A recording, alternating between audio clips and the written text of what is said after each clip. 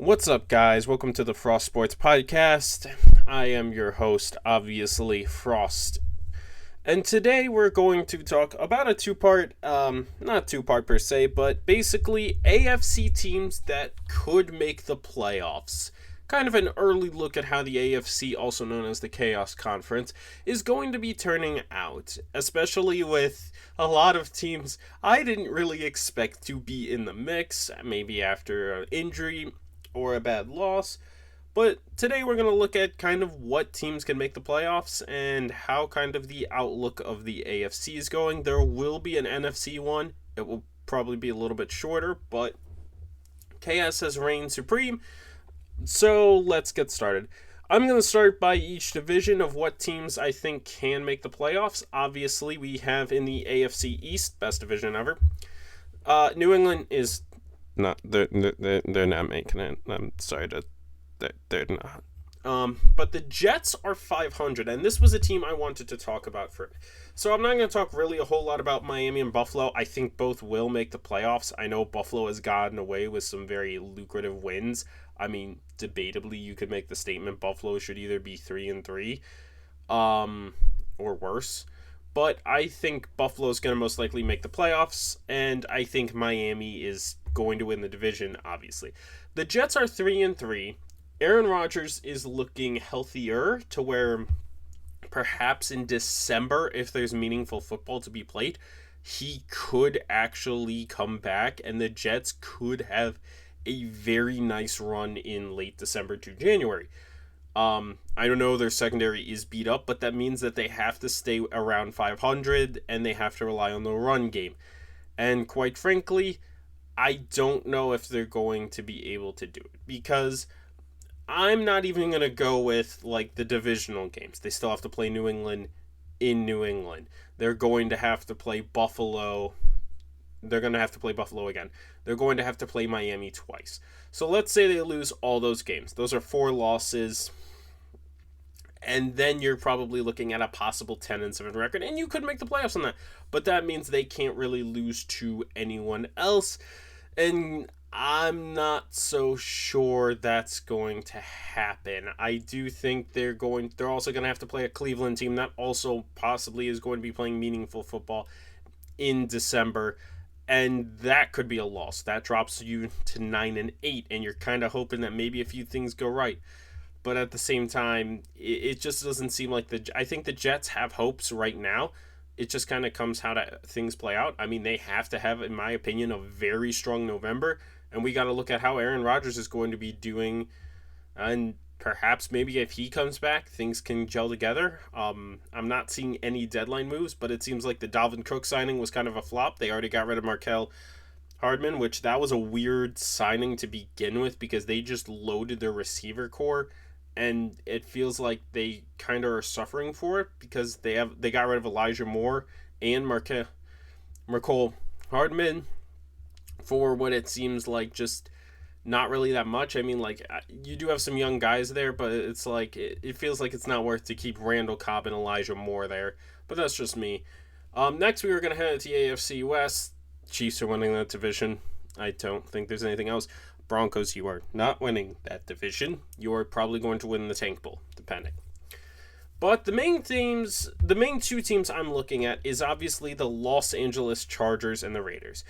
The Raiders are 3-3 and are playing the Chicago Bears, so they're probably going to be 4-3, which is just crazy in my opinion. That the Raiders are 4-3 and have looked incompetent in all of their games.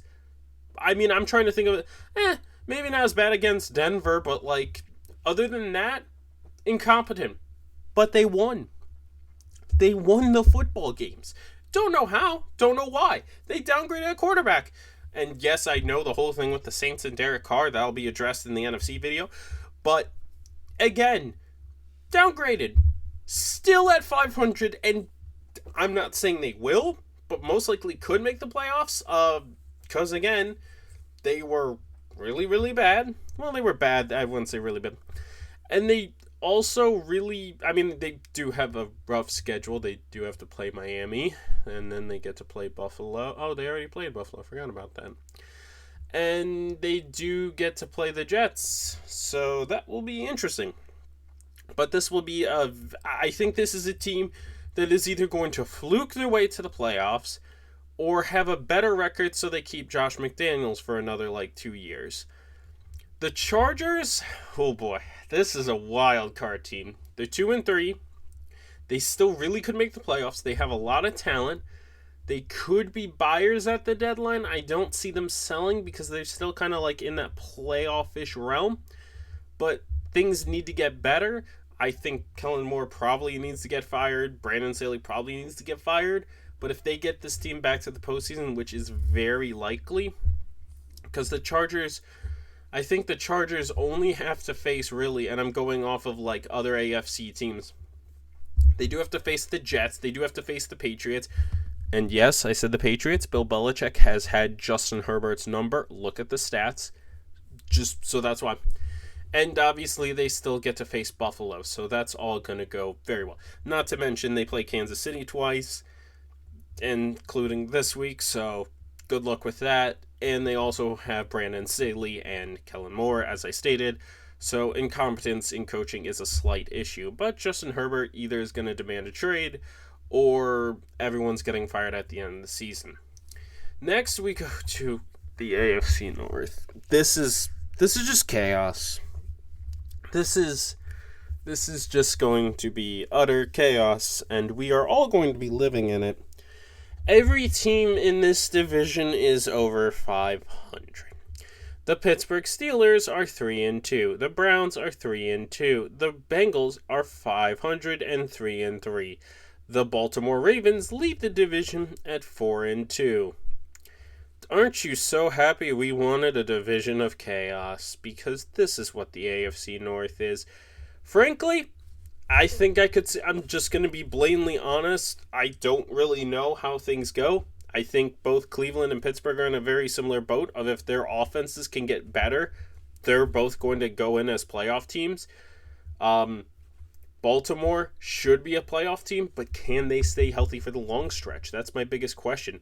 Not to mention, and I totally love Lamar, and I do think their offense has quite a bit of promise. I think Zay Flowers is up there for offensive rookie of the year, but the offense seems very sluggish, and it seems like Baltimore has been slugging down these just ugly games. Yeah, you beat Cleveland pretty badly, but I will make the statement of a rookie who got called at 10:30 a.m. in the morning, who had no prep time for a game, might make that defense look really, really good. I mean, it was just ugly against the Titans. It's and again, that loss to Pittsburgh. It feels to me that Baltimore can be a great team, but they do kind of have very flat performances, and that should not be what Baltimore is, because Baltimore, this is their year to show that they are contenders, and I don't think they're going to really be that. I think they're going to be a good playoff team, but I think they're going to run into a buzzsaw, and that's going to be the end of them. Cincy, I just don't know. I think, and this is very controversial in my opinion, but that's just me, I think Cincinnati has the best odds to miss the playoffs. Yes, I know. But that's because they're depending on that defense more than that offense, and that's not what Cincinnati football should be.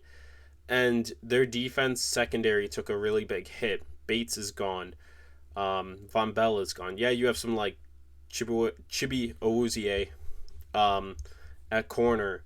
I mean, yeah, that's nice, but your safeties are very empty, and it's just you're relying on that D-line, which is still very good, might I add, to kind of help you, but it's that secondary is going to get torn up. Yes, you might be able to help against Pittsburgh and Cleveland.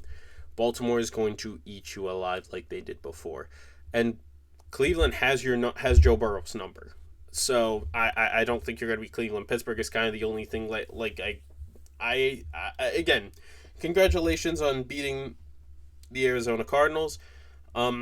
That's probably what saved your season. You barely beat a Seahawks team that couldn't score in the red zone, and if Seattle was just 50% better in the red zone, I mean, you lost that game. You're 2-4, and we're questioning how good this team even is. But I don't see this team as real contenders this year because this is their last year, but they just look bad. They don't look good. They just look so flat to me. They don't look like a team that's coming out. I know Joe Burrow's hurt, and I don't care. Joe Mixon's not getting utilized this much. He took a pay cut. Trade him because you're not utilizing him correctly. I don't really know what since he does. I think out of this division, they're the team I think misses the playoffs unless Baltimore gets so beat up to where their injuries pile them up and they're out of the playoffs. Now, final division, AFC South. I really, this is the hottest take that I'm going to release probably for the year, and I'm going to get hated for it, and I don't care. I believe the Houston Texans are going to win the division. I know. They're 2 games back, but they have the potential, and they're the only team, in my opinion, in this division that can upset the Jags. And I know what people are saying. Well, the Texans are overachieving. The Texans, and I know the connotations with them. I would love to do a whole thing on how, the Texans are a really good team. The Texans are a good team. You got a good head coach. DeMeco Ryans needs to be, coach of the year. CJ Stroud is leading rookie of the year. And I said, too, it's a hot take. I don't care. CJ Stroud could win MVP. He looks really, really, really good, and no one is talking about him. Because I get the Tua, but Tua also has Tyreek Hill, and he has Jalen Waddle, he has all these weapons. And Tyreek Hill, well, Mike McDaniels is this guru. You have a defensive-minded head coach, and you have C.J. Stroud slinging it to young guys or rookies. No real big main receiver, and he is going out every single day and balling out and being efficient. He, in my opinion, has the best quarterback stat line of this season. He looks really, really, really good. And quite frankly, it's why I believe the Texans can win this division. I think Jacksonville is going to be going to the playoffs regardless. I think Jacksonville actually has potential to get the 5th seed. I think the Texans are a really good team, and I think the Texans by far are a playoff team. Titans, dude, you're done. You are done. You are not a good team. And you can't really, I don't know what you do. Vrabel, I think, is going to coach this team forever, but I also don't think this team's good enough. I think this is the last year you will see Derrick Henry as a Titan. I think this is probably the last year you're seeing Tannehill in a Titan uniform as well. And then you get Malik Willis and you get Will Levis. Which, those are 2 good guys, but, that have potential. But it's I would trade Malik Willis, see what you can get from him. Have Tannehill kind of go there, kind of develop Levis this year, throw him in next year and see how well he can do. Because it seems like that worked really well with Sam Howell. Just try and keep him away from playing this year, let him learn, and then next year, give him that experience. But that's just me. I don't think the Titans are going to make the playoffs. Colts could make the playoffs. I think they have a lot of nice pieces, but no Anthony Richardson, no playoffs. So, my predictions for basically the 3 wildcard teams, if I have to pick, I got the Jags coming in. I got the Jags at the 4th seed. I got the Bills at the... Jags at the 5th seed. Bills at the 6th seed. And then at the 7th seed... the Raiders would be so funny. I would be absolutely... Actually, no. You know what? Hot take. I'm going to switch some things around because I was originally going to put Browns at the 7th seed because I have so much faith in that team. I'm going to put the Browns at the 6th. I'm going to move Buffalo to the 7th. I think they're going to get absolutely shellacked in a couple of these games. Not blown out, but they're going to get punched in the face. And then they're going to walk out, get punched in the face again. And then they're going to walk out and get punched again. Because Buffalo cannot win in the playoffs. Buffalo does have to go up against Cincy. I think Cincy will be doing very, very well against them. That is also just my opinion. Buffalo has to go up against Philly. And Buffalo also has to go up against Dallas. I think they're going to lose a lot of games because they don't really look as impressive as usual. Miami is the only team, I think, in the entire AFC besides the Chiefs that looks real, real good. So for the last 3 seeds, to just give a final answer, I got the 5th seed Jags, 6th seed Browns, 7th seed Bills. And I know I said, I think the Texans could, but if I have to be realistic, that's kind of what I'm going to go with. Because I just have faith. And also I might have cursed Buffalo, so that's a big win in my book. Anyway, that's going to be all for this podcast. I hope you all have a good day, and stick around and hear from the NFC side. And don't forget to stay frosty. Have a good one, y'all.